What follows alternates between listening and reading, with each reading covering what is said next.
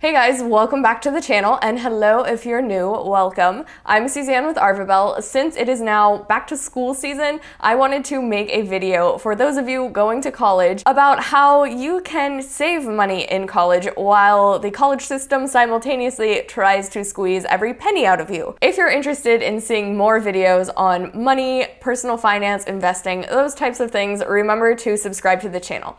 So number one is going to be to never buy new textbooks. Never buy them. And that is the most cliche advice for saving money in college, but it's really one of the biggest, most overlooked expenses. College textbooks can legitimately cost you anywhere between $150 and $250 per book, and that's like a pretty normal rate. So instead of doing that, don't buy them from your school bookstore, don't buy them new. Rent your textbooks from Amazon.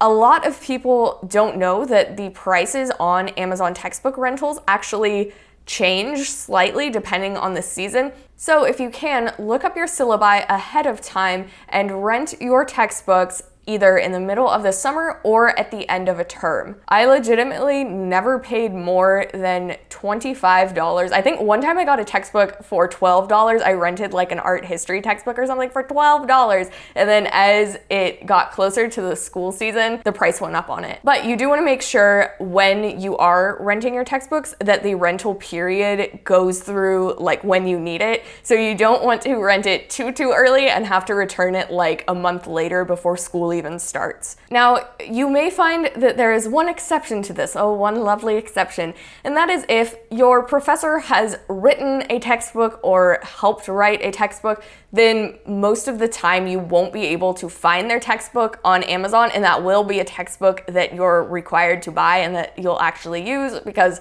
they want to use it because they wrote it. It's understandable, but you still do not need to buy it new. Unless it's the very first semester that book has been published, you can almost always find it somewhere else. So go to Facebook, and Gen Z people, I know that Facebook is not cool anymore, but almost every college has a free and for sale Facebook group, and on there, people are always trying to get rid of all of these annoying textbooks that they can't sell to anyone else at any other school because it's specific to a certain professor or a certain department or something like that. So just go there, buy them off of people on Facebook. If you don't see anyone posting anything for the book that you need, you make a post and be like, hey, I need this book. I'll buy it off of someone. Does anyone have it? Go with the flow, go buy it there. Do not buy it new and do not buy it from the school bookstore. Number two is to reduce your housing costs. So obviously you can live with roommates to reduce your costs, but also what's often overlooked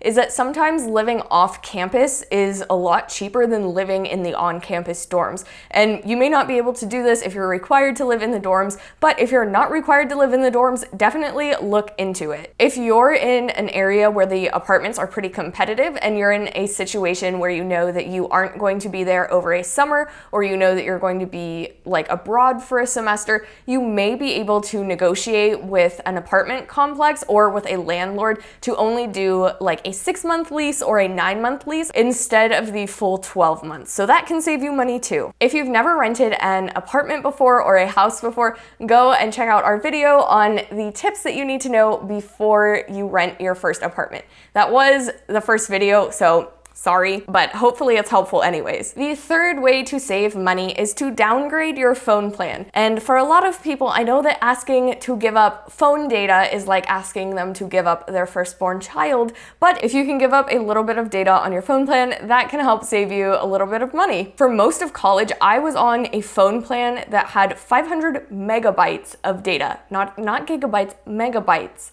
And I was totally fine. And the reason for that was because I was really never anywhere that didn't have Wi-Fi. There was Wi-Fi all over campus. Obviously, my house had Wi-Fi, my friends' houses had Wi-Fi, cafes and restaurants and grocery stores had Wi-Fi, so I really didn't need much phone data. But during the summers, and if I was going on a trip somewhere or I just knew that I needed more data for some reason, I would upgrade for those months and then I would downgrade again when I went back to school. Number 4 is you've got to learn how to play the system. So if you can and if you want to, try to graduate early because that can save you tens of thousands of dollars. I graduated in 3 years, so that was an entire year of tuition that I did not have to pay. Same education, same number of classes, just a lot less money. I was able to finish in 3 years because I did several things. So first, see if there are any basic classes that you can test out of. And second, see if you can take any of those basics at community colleges or at online community colleges. A lot of people don't know that online community colleges exist, but they do, and as long as the credit counts, you can take their classes and finish school early. There are going to be fees for testing out and for taking community college courses,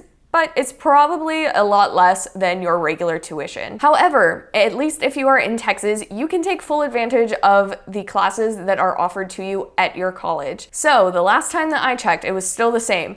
If you are a full-time student, meaning that you are taking at least 12 hours, anything between a 12 credit hour semester and an 18 credit hour semester is going to cost you exactly the same. There's no, like, tuition-wise, there's no additional cost for additional hours up to 18 hours. Be careful not to go over that though, or whatever limit your school or state has, just because then you may have to pay like out-of-state tuition or pay some like fine, or I don't know, they'll find a way to get you. But if you have time, or if your goal is just to graduate early, you can definitely do that by taking more hours. It may be stressful, but you can do it. Number 5 is to maximize your part-time job. So this is kind of more making money than saving money, but I thought that I would include it anyways. If you can get a part-time job that's like on track with the career path that you want, 100% do that over what I'm going to suggest, because that's gonna give you like a higher return on investment. But if you can't find something that's related to your field, or you don't really know like what your field is yet, or you just have a super heavy workload but you still do need to work to make some extra money, check for on-campus jobs. So colleges offer an absurd amount of desk jobs, like in the libraries or in different departments, where you're basically just like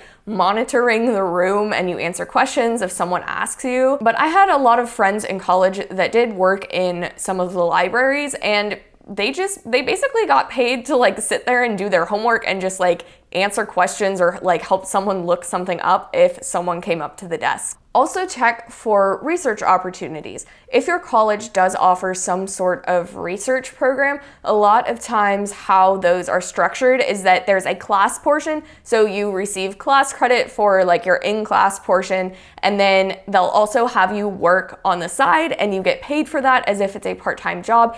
And then you can most times qualify for a bunch of grants and scholarships that you otherwise would not have been eligible for if you weren't in the research program. So that's something to look into. You may be able to get credit and get paid. Number 6, I just had to throw in here, always ask for student discounts. Bring your student ID with you everywhere, even when you're not in your college town. At every business that you interact with, just ask them if they give a student discount. And when you're traveling, ask for student discounts there as well. There is no shame in asking.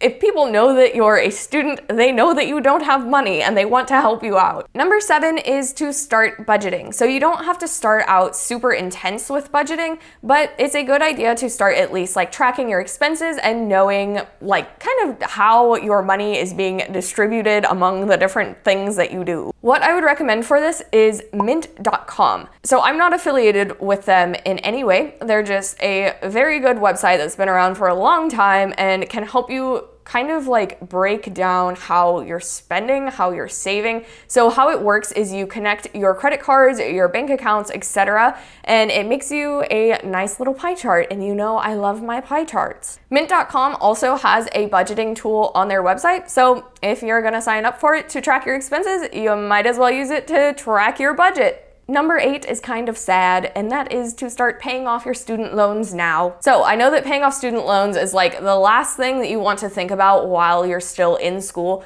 but if there's any way that you can set aside even like a tiny bit of money from your job or from like an extra side hustle, and if you can start putting that towards your loans, it's going to really, really help you out when you graduate. Also, if you still have years ahead of you left in college, be very, very mindful about the loans that you are actually choosing to take out. If you qualify for like a $30,000 loan, but you really only need to take out like $10,000 or $15,000, don't take out the full amount just because they are offering it to you. You do not want to spend your postgraduate years paying off loan interest on a loan amount that you didn't actually need. So have fun in college, go out with your friends, go on spring break, like live your life, but also don't be stupid with your money and don't let the college system squeeze every single penny out of you. So remember to subscribe to the channel if you haven't already, hit that like button, and follow us on Instagram. I will see you guys next time.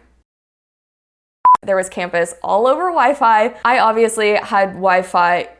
Wait, did I just say there was campus all over Wi-Fi?